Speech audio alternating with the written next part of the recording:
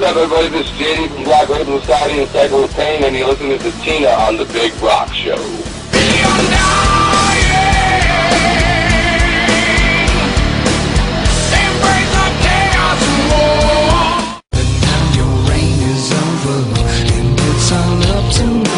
Sean from Bubble Flesh, and you're listening to Tina on The Big Rock Show.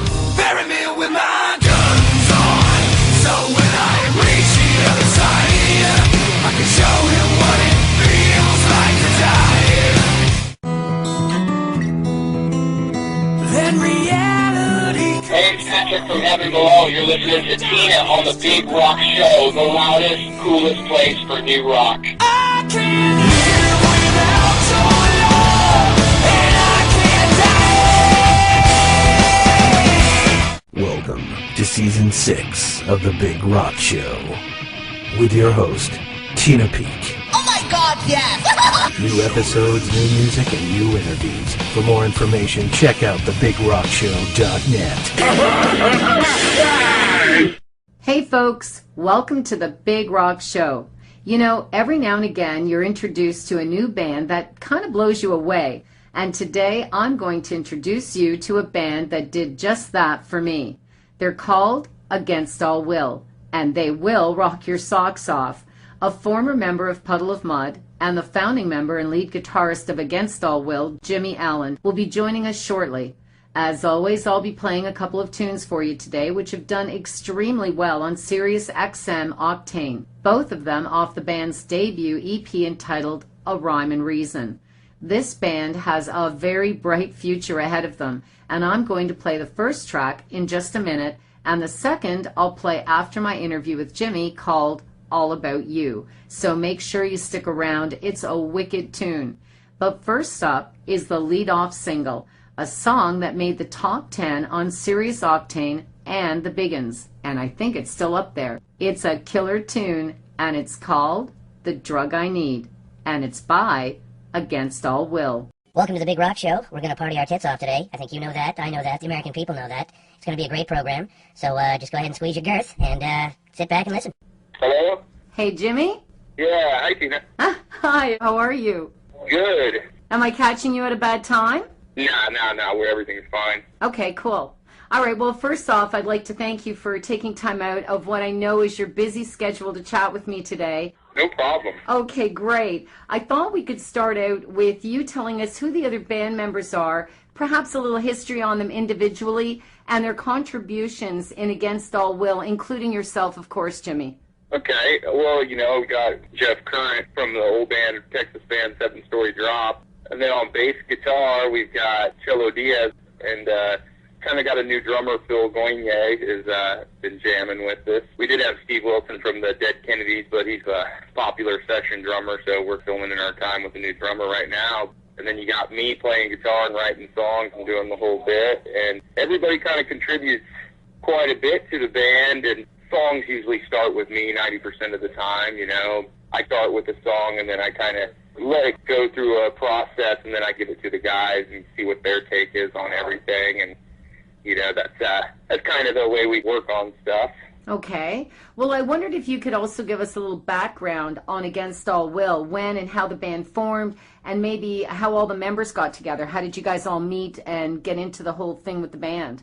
Was really what happened was I left Puddle of Mudd, and I was kind of doing writing for other bands, out in Los Angeles, and, I was playing with other bands, writing songs for them, and, it was kind of an idea that all the bands I was jamming with and writing songs with were kind of like, hey, you should start your own band and, get some things going. I know some people that are looking for members to start a band and everything, and I was like, yeah, right now I'm just really focused on writing songs and stuff, and it kind of just started that I had some studio time. A lot of my friends in other bands, just getting them to kind of come down and play on some songs and work out some stuff with me. And then it kind of just started to shape into where I had my core band members, but they were also in other bands. So it was kind of hard to go out and play live when so-and-so's on tour in Europe and everything. So I kind of started to position band members that I knew weren't doing a lot of stuff, so I was looking for a singer first, and a buddy of mine got a hold of me and said, hey, I got this singer, Jeff Current from Dallas, and he's going to get a hold of you. And that's where it really started with the band, getting everything starting to form right and everything. It was when I got Jeff. And then, we kind of had another bass player for a couple months, and he's kind of a weird dude, so it was kind of like, I don't know if he's going to work out. So our next-door neighbor at the practice space was Roy from Stone Sour, the drummer for Stone Sour, and he was like, hey, I got this perfect bass player for you. It's Cello Diaz. He used to be in Soulfly with me, and I was like, oh, cool, So within the first 10 minutes of meeting Cello and jamming with him, we were all like, yeah, this is the guy here. So it was a pretty cool story. Yeah, you guys do seem to fit well together. Everybody seems to feed off one another. You can really tell. Yeah, and it's all, we work. I mean, we do everything from artwork to booking to, website. We all have our hands. We kind of are the DIY thing where everybody has everything that they do in the band. It's really cool because we're all really focused and goal-driven on music, so it's great to have a band where you don't really have, a weak link in the chain. Right. Well, now, Against All Will released their debut EP entitled A Rhyme and Reason to amazing reviews and tons of airplay on Sirius XM Octane. What can you tell us about A Rhyme and Reason and how the 7-song disc came together, Jimmy? Yeah, it was basically, we went into the studio because Korn, the band Korn, we recorded Rhyme and Reason in their personal studio. They were on tour in Europe, and Tim Harkins was a friend of mine, and he kind of produced Korn and Alice in Chains and did a bunch of other stuff, but he was really kind of in with the Korn guys, and they were on tour, so there was a lot of free studio time, so he kind of got us in there. It was great to be in Korn's studio and get to record there and, see all the bagpipes and all the different stuff they had from different tours. Yeah. And so it really energized us as a new band to kind of go, wow, these guys, they've got everything. It's really cool. So, but yeah, then the recording process, it took a little time, but it was fun for all of us and kind of getting in there and to be able to explore different sounds and stuff like that. And then as soon as we kind of released the CD, we got really, really great results out of, and good feedback from a lot of people. And we were going to maybe shop it to record labels, and then that's when I got the bright idea. It's like, well, why don't I start my own record label, and we'll put it out on that, and we'll wait for other people to catch on or whatever. And we really thought, okay, these songs are good, and we can go out there and, we can look for a major label if we want to. But the results we've got from doing everything on our own is really rewarding to us. So we're kind of like, yeah, this is really cool. We have our own record label. Maybe down the line we can look at other bands and help other bands out in a positive way. All of us, we feel so blessed to be able to be an indie band and get on radio and get on Octane and make it into the big ends. And so it's been really, really awesome to us. And so you guys decided to start this, or you decided to start this record label simply because of the band, because of Against All Will? Yeah, and that's really the message behind it was, start our own record label and see what we can do as an independent band out there. And, if something happens, great. If something doesn't happen, okay. But it was first and foremost for Against All Will. But as we started to kind of get into the radio play and everything, we realized, well, maybe, down the road we can help other bands out and kind of give them a leg up on some of this stuff. It was basically for us, but now we're starting to realize that maybe we can help some other bands out and kind of steer them in the right direction. Right. And this is called Subsonic Industries, right, your label? Yeah, that's my record label. Right. And so now are you saying then that you're not obviously actively pursuing label support, but would you be opposed to outside label support now at this point? No, yeah, the right thing came along. We've had a lot of people that, Universal and 11-7 and different record labels have kind of been checking us out and everything. Wow. And that would be great if, we could do something that was beneficial for both ends. But, kind of when you deal with a record label, they're kind of looking at you like, okay, we're going to put as little money into you as possible and see what we can get out of a return. And with us, it's kind of like, well, you guys could come on board and really springboard this thing into something huge, but they don't want to spend the money, especially with the economy the way it is now. Right. they just don't really take risks on new bands. And we've had some great talks with some of these labels, but nothing really ever comes to fruition with them. Mm-hmm. All right, yeah, I can understand that. The record industry has changed so dramatically in the past, 5-10 years, and it just seems to be going more of the way of indie bands. And I think that a lot of bands are doing their own thing now because they find that it's worth it. That if you're a do-it-yourself band and you've got some guys who can do websites, who are focused on connecting with your fans, any band nowadays can get a great fan base going through that.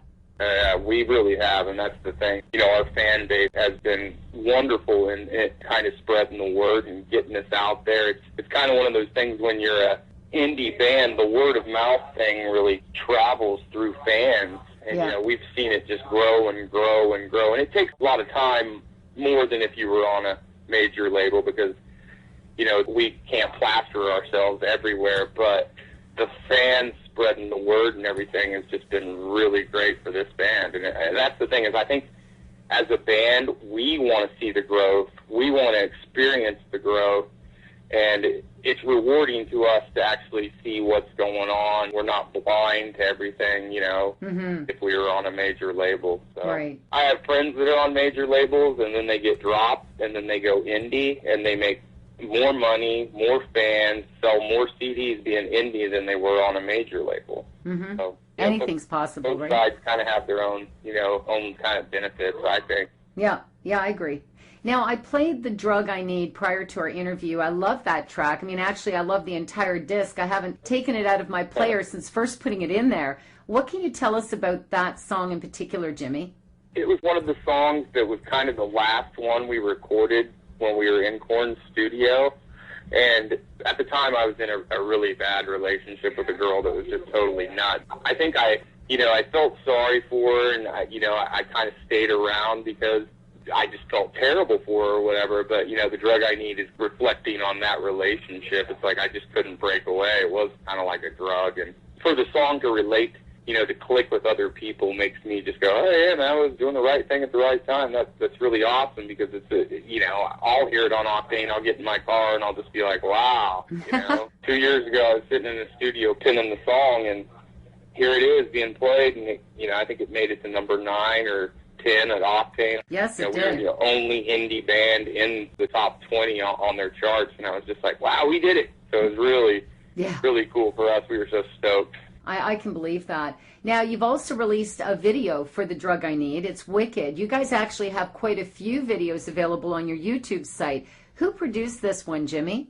We actually I'd say the band would be a co-producer, but we had our good friend, Mizzy Pacheco, who he was actually in Against All Will for a while. He sang and wrote some songs with us and stuff like that. He's a really good friend, and he's really good with video stuff. So I was like, hey, we can't really spend money to do a video, but could you help us out? And he's like, hell yeah. So he did Drug I Need and the Swept Away video and just did a great job. He's really talented with the video stuff. It's great to have some guy that kind of was involved with the band to kind of know our vision, so we didn't have to go out and spend $10,000 with some director that didn't know the music, didn't know the vibe of the band, and he really made it come together for both the videos that we did. And I think we did our 2 videos on a budget of $1,000. Wow, that's incredible.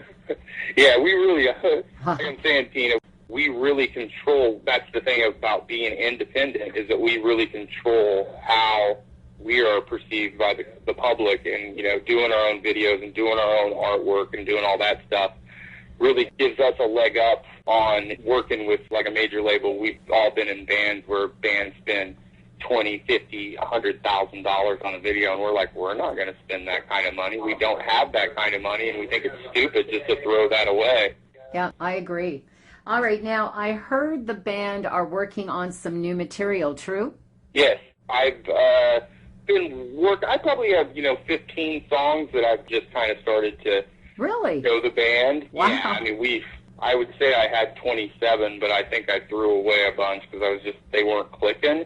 And I was just like, let's start a different batch because these right here just don't seem right. Maybe we'll save them for another time or whatever. But yeah, we've been working on probably 15 new songs. We kind of want to have at least some new material out by the new year. So Wow, I was going to ask you that. So when are you guys going to start laying down some tracks for the new album, or have you started? we kind of started. I have a home studio in Kansas City, where I'm from, and I have a home studio there. So we kind of started on some stuff, but in the 3 songs that we've started working on, laying down and getting tracks for, are really cool. I think the fans are really going to dig it, and I wish, as a songwriter, I wish I could fast track stuff, and I wish I could play it to our fans. What do you think of this? But, it's like, there's some really cool stuff. I think everybody's going to really dig it. That's awesome. So now, are you guys going to be producing the album yourselves, because you're recording it in your own studio, right? Yeah, I mean, we'll probably come back out here to L.A. and do tracks here, but it's good to kind of do pre-production at our own speed. But we've been looking at producers, and we talked to Tim, who did Rhyme and Reason, and he's been working on a bunch of other bands, but he said he might have some time, so we might be another Tim Harkin from Rhyme and Reason. It might be another recording with him, but wow, that was we've been great. looking at some other guys, too. Just trying to make the right decision on that stuff. Because this will be your first full length, right? Yeah. Yeah. All right. You're saying that the disc might be out in the new year sometime. So like sometime by, what are we talking? Maybe February, March? Would that be too soon, or? Yeah, and we were wanting, what we're going to want to do is probably at least before Christmas, maybe put out a new single, or put out a couple new singles just to give the fans something new, fresh, and, right off the press.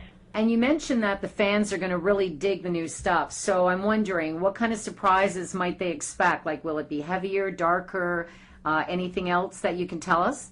Yeah, I mean, it's definitely the tunes we've been working on. It's going to be a little heavier and darker, but also we got a couple songs that are, acoustic, a little bit more mellow than what we've done. But I personally kind of dig the heavier, darker stuff. But there's going to be, there's definitely going to be some cool surprises for the fans and stuff. And we're trying to really make a record that, you can kind of listen to all the way through.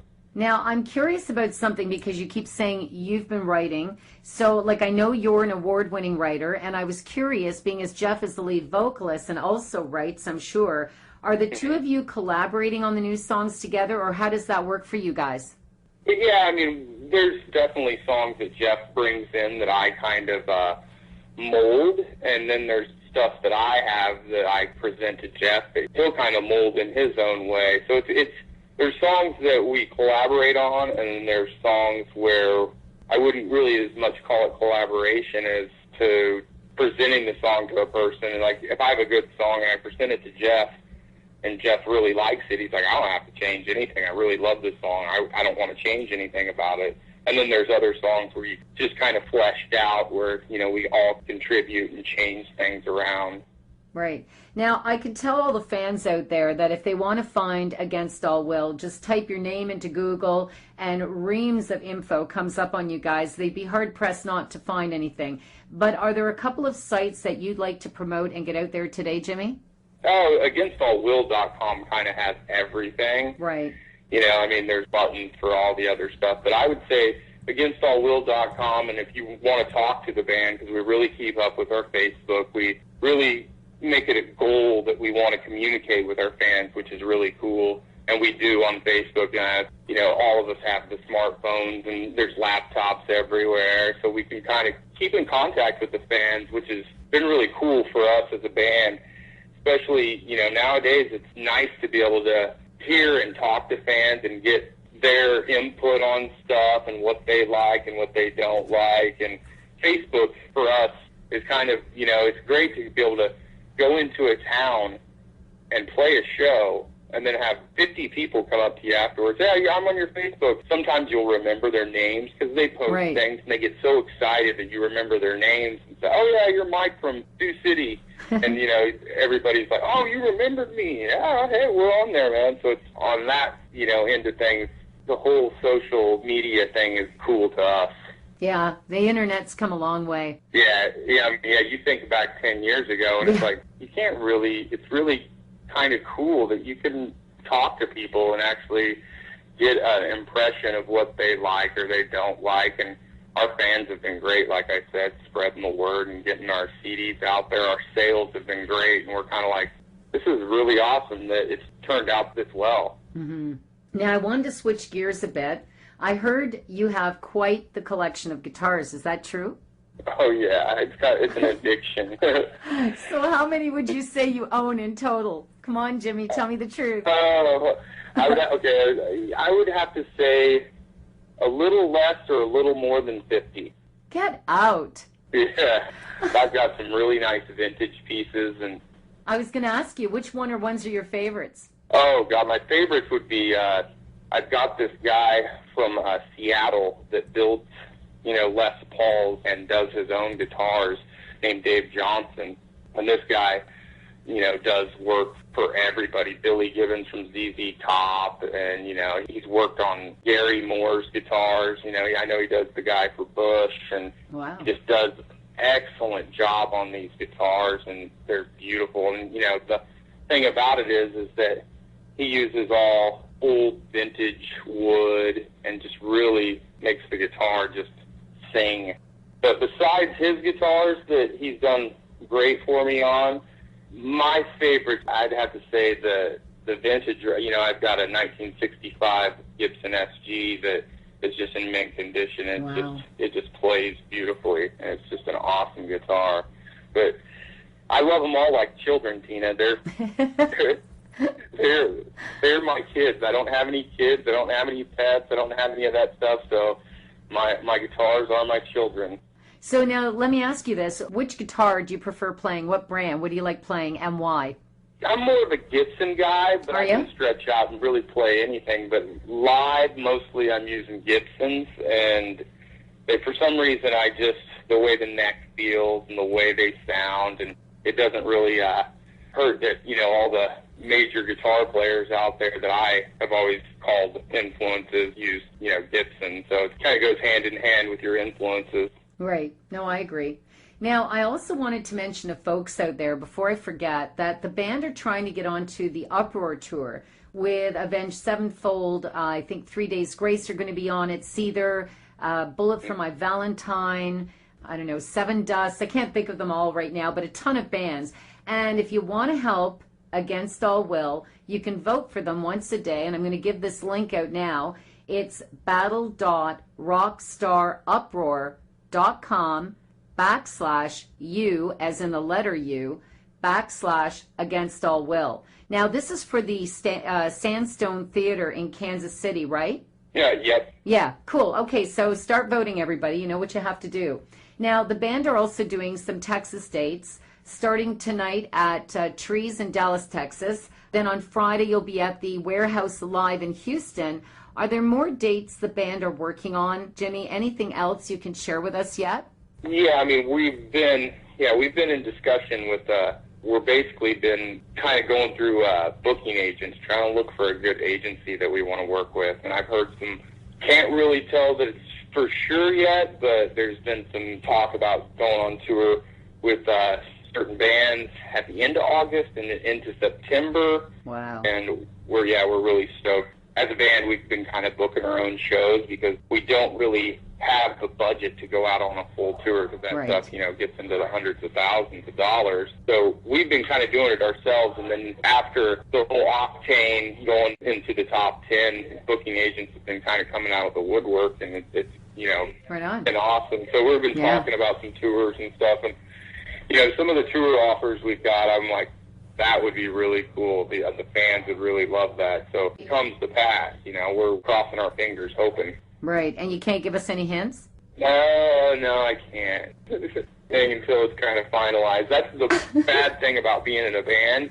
is you'll get something, you'll hear something, and you'll be like, go and tell all your friends, hey, we get to open up for Disturbed, and, we're going on tour with Disturbed, and then a week later it's like, no, so-and-so got on that tour. Yeah, no, I get it. Yeah, and you don't want to jinx yourself either. But, I always get these bands have got these great tours coming up, but they can't say anything yet. And then, next week, they get to tell everybody. They tell the world. I always miss it by, I don't know, a day or a week or something. So, but I understand. That's fair enough. All right, now, for those of us who have not seen Against All Will perform live yet, What could we expect at one of your shows? Well, it's a little heavier and a little more aggressive. I think the CD is great, but I think the rawness of live, I think we really shine when we play live, and it's kind of a little heavier and a little rawer than the CD. And I think that people, what they can expect from the live show is just that it's raw, heavy emotion, whereas the CD is a little bit contained, on that end. We kind of let it out live, kind of do some different stuff on our songs. We kind of, elongate stuff and change some stuff up and put in a little melody of different stuff that we've been doing. And, I think some of the fans are probably going to be pretty surprised because I think we're going to start testing out some new material just here and there. So, we're going to kind of put the test on the public and see how that goes.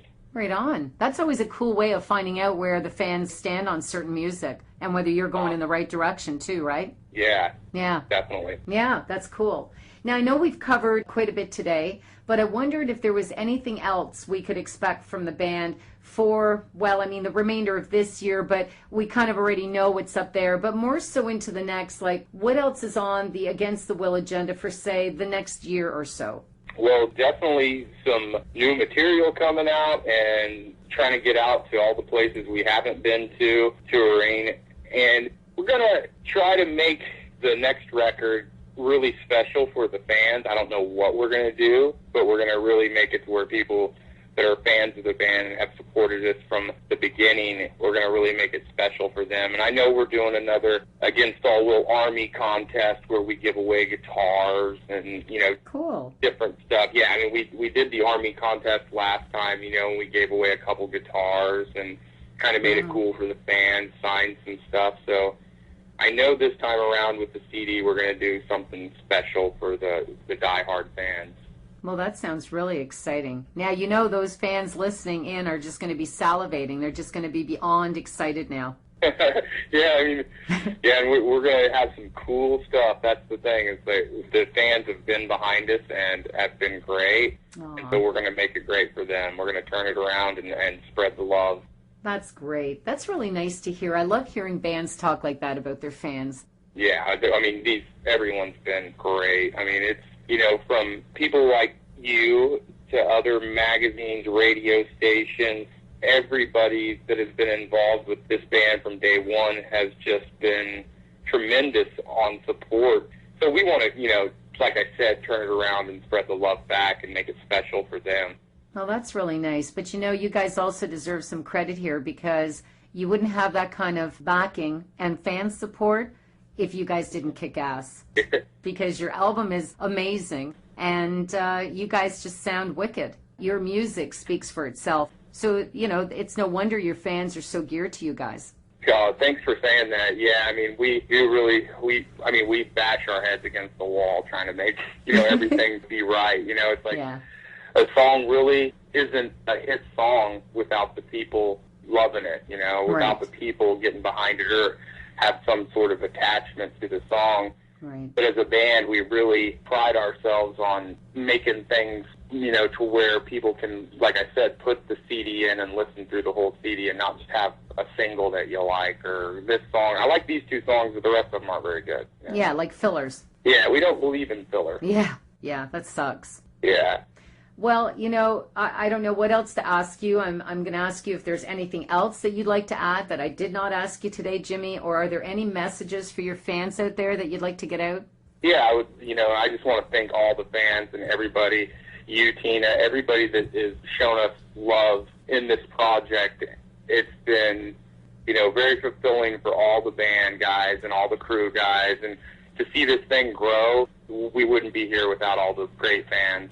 That's awesome. So let me ask you this, then. Are you guys planning on heading out to Europe or maybe making it across the border into Canada at some point? Yeah, see, that's there has been talk of some Canadian stuff, and I love Vancouver, and, I love the whole Canadian experience. So, yeah, we've been working on that. Europe, that would be a little harder, but, there has been talk of some Canadian dates that I've heard of, and I was like, oh, I can't wait.